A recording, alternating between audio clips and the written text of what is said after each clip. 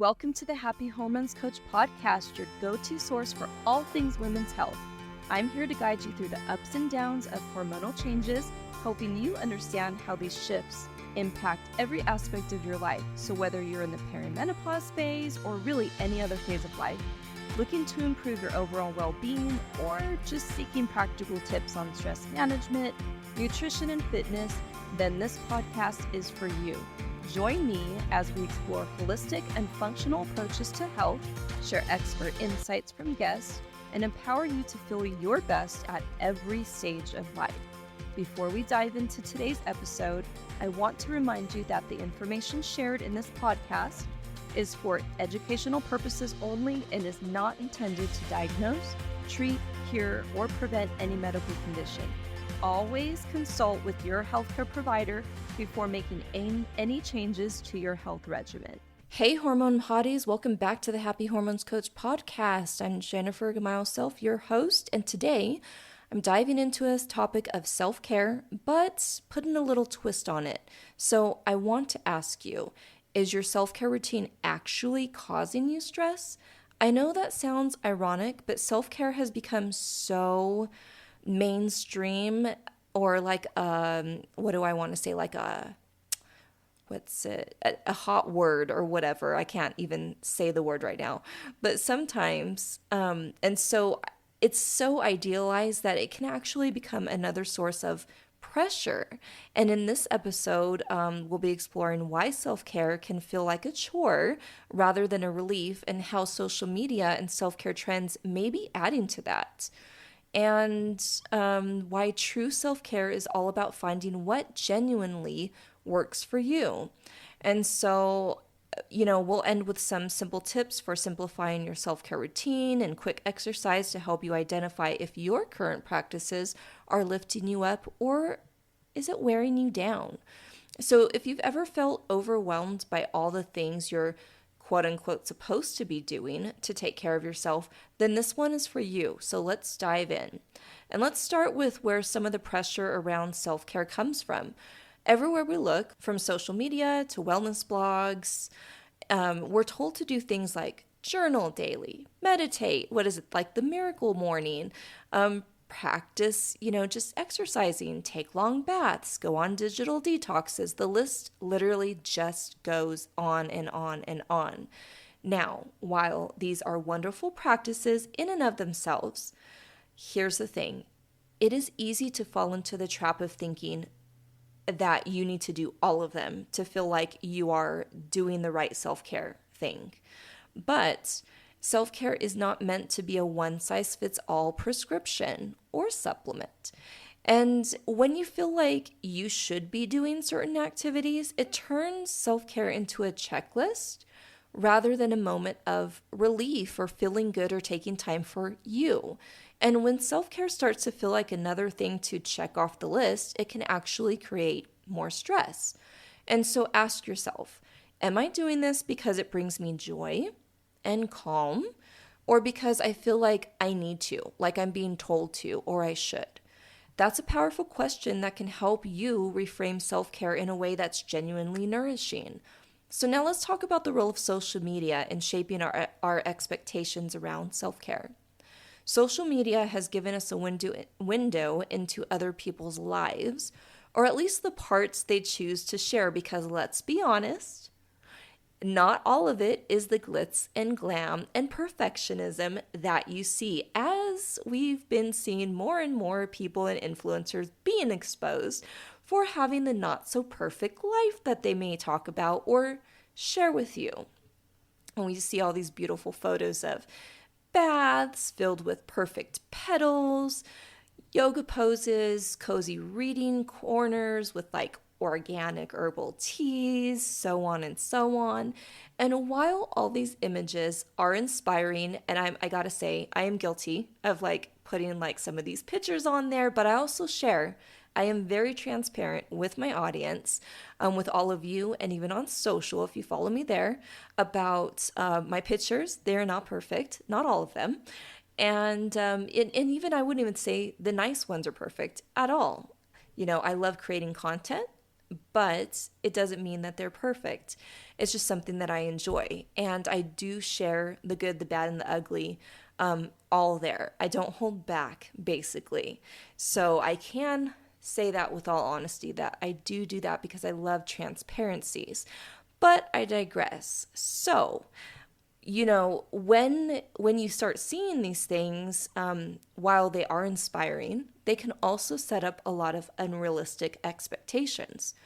So, like you'll start comparing your own self-care routines to these curated or purposed moments and feel like you're not good enough or not doing enough. But remember, social media, it is literally like a Hallmark or a highlight reel.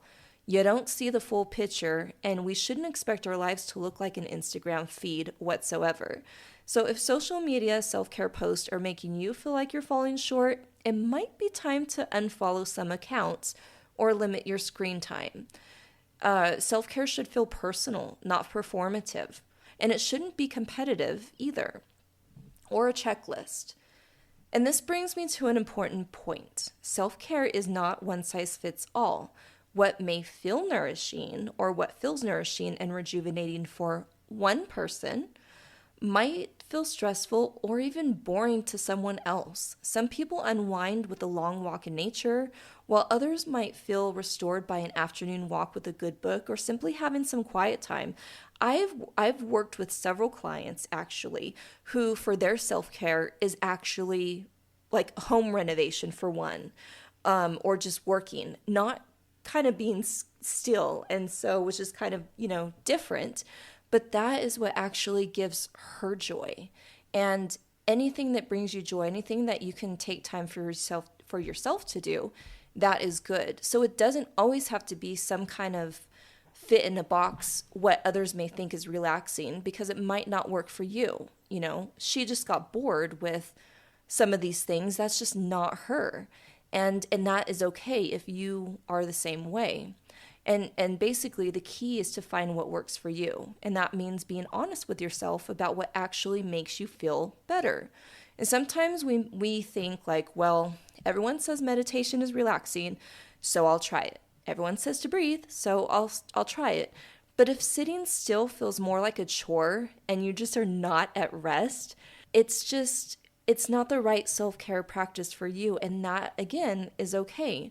There's no right or wrong way to do self-care, and the only measure of success is whether it leaves you feeling better. So try to listen to your body and mind and see what truly resonates with you. And how do you know if your routine has become too complicated? Well, here are some signs. Feeling guilty or inadequate. If you feel guilty for missing a day of journaling or skipping on your routine, then that's a red flag. Number 2 is overloading your schedule. If you have a long list of to-dos, meaning like self-care items that fills up your schedule, it's time to ask whether these things are helping or hurting. And number 3, comparing yourself to others. Constantly comparing yourself, whatever your practices are, to what you see online or in others can take the joy out of it. True self-care routine should make you feel lighter, not burdened. And if it has become overwhelming, that's a signal to simplify and bring it back to the basics. So how can you simplify it to make it truly nourishing? Well, here are some ideas. Choose 1 or 2 good practices. Instead of a long list, choose 1 or 2 practices that really feel good to you. Maybe it's a short evening walk or a few minutes of quiet time in the morning doing nothing. Set boundaries around self-care. Allow yourself the freedom to skip a day without guilt. It should be flexible and not rigid. And check in with yourself routinely. Every so often, ask yourself, is this routine working for me? Do I still enjoy this practice? So, I mean, life changes. Everything changes, and our needs do too. And it's okay to adapt as you go and find something else to do. And when you simplify, you're more likely to actually enjoy your self-care time. And when it feels like a relief rather than a chore, it's doing its job. That's the purpose, a relief. And so now let's get into some practical tips for making it work for you, making it more personalized. So number one is reflect on what you need. Start by asking yourself, what do I truly need right now in this moment? You might actually be surprised by the answer. And number two, think beyond popular trends. Just because journaling, yoga, Pilates is popular doesn't mean it's for you. Explore different ways to recharge that's natural and enjoyable. And number three, focus on quality, not quantity. One quality movement is worth than just like a list of tasks. So pick something that feels good and savor it, even if it's just for 5 minutes, even for 3 minutes. So let's do a quick exercise to help you evaluate if your routine is working for you. So number one, list your current practices. Write down the self-care activities you're doing routinely, whatever that may be. And number two, reflect on how each practice makes you feel. Next to each activity, write down how it makes you feel. Do you feel relaxed, peaceful, accomplished? Do you feel stressed, pressured, obligated, bored, angry, sad, mad, anything? And number three, circle the activities that truly rejuvenate you. And these are the ones that genuinely feel good without any shoulds attached. These are your true self-care practices. And number four, consider letting go of the rest. You can always get back to it. If something feels more like a chore than a joy, consider letting it go and doing it less frequently. Remember, it's about nourishing yourself, not adding more stress. And take a moment to thank yourself for doing this exercise. Simplifying self-care can bring a lot of clarity and help you make it a source of real support in your life. And that's it for today's episode. I hope you found this discussion eye-opening and that it inspired you to simplify and focus on what genuinely feels good. It's meant to be about you, so don't feel pressured to follow anyone else's version of it. And if you enjoyed this episode, please consider leaving a review. It really helps other listeners find the podcast. And if you know someone who might benefit from a simpler approach, share it with them or tell them about it. Thank you so much for joining me today on this podcast. Until next time, remember, self-care is about nourishing, not stressing. You deserve care that truly feels good. I will see you on the next episode. Thank you for tuning in to the Happy Hormones Coach podcast. I hope you found today's episode insightful and empowering. Remember, taking charge of your health is a journey, and I'm here to support you every step of the way.